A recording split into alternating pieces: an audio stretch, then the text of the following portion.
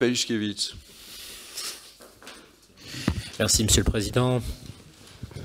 Merci pour votre présence. Dans votre rapport de décembre 2018 sur les coûts de la justice, votre juridiction affirme que le processus de dialogue budgétaire est à améliorer pour l'élaboration du budget de la justice et regrette que les services centraux de ce ministère soient insuffisamment coordonnés avec les juridictions judiciaires notamment pour répondre à leurs besoins.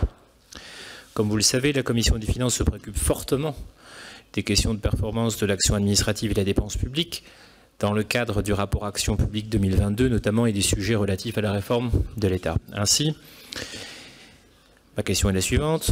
Quel levier devrait, selon vous, être inscrit dans le programme CAP 22 pour assurer une modernisation du financement de la justice pour qu'elle soit plus performante et davantage au profit des usagers? Je vous remercie. En réponse à M. Pajuszkiewicz, Monsieur le député, je prendrai aussi en même temps une remarque qui était celle de Mme Magnet sur le dialogue budgétaire et la construction du budget au sein du ministère de la Justice. Nous avons 4 propositions très précises pour améliorer le dialogue budgétaire au sein du ministère, notamment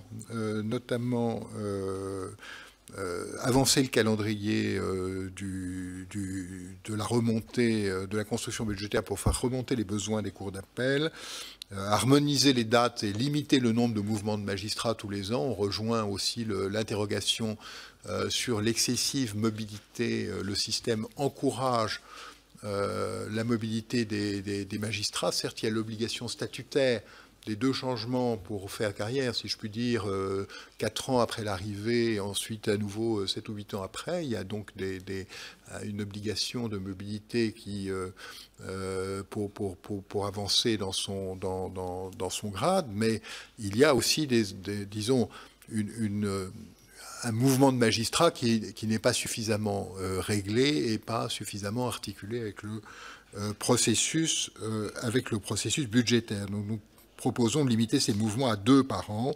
Et enfin, le plus important, dans ce dialogue budgétaire, ce qui manque, c'est un affichage des critères d'allocation des moyens.